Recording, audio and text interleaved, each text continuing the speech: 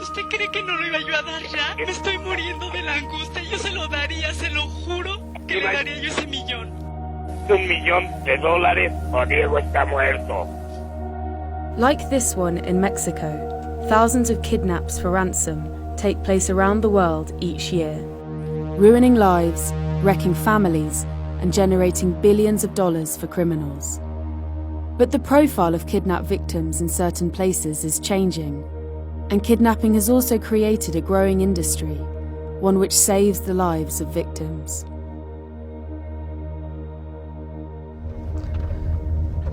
I was on a dirt road just like this in Mexico.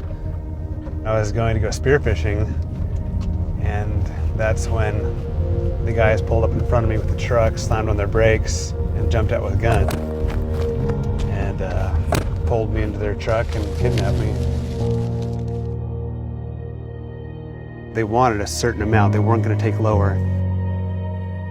And if it was lower, I was dead. In 2012, Shane Anderson moved to Mexico where he was kidnapped.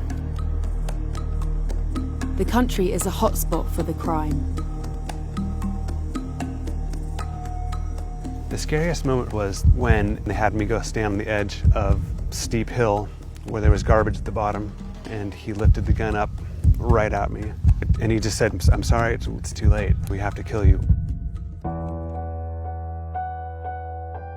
Kidnap for ransom works like a market. The victim is the commodity, the kidnapper and the family the traders. Both parties have to come to an agreement to exchange the goods. I think of kidnap for ransom as the trickiest trade in the world. You are in a trading situation with somebody you have no reason to trust. It mostly occurs in areas where there are civil wars and where governments are in conflict with cartels, terrorists, and other armed groups. A large number of multinational companies and NGOs operate in kidnapping hotspots, and so employers take out kidnap for ransom insurance to protect their employees. What you get is a promise to reimburse a ransom. With it comes the services of a crisis response company that will help you make that trade succeed. More than 75% of Fortune 500 companies have K&R insurance policies, and they work. Around 98% of insured criminal kidnapping victims are safely retrieved. The people who are insured should not know that they are insured and how much they are insured for.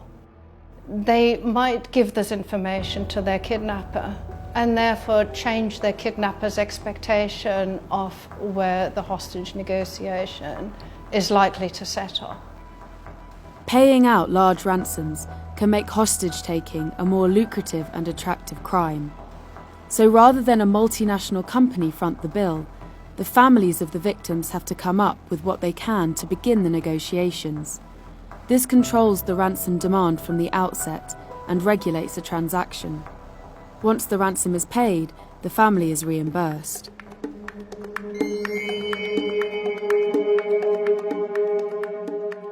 K&R Insurance comes with a crisis response team that can include a negotiator. I believe I have been involved in 121 cases.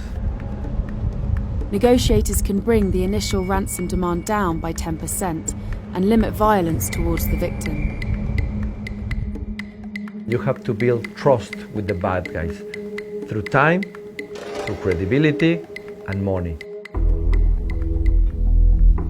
It was instrumental for me having a hostage negotiator because they have local knowledge.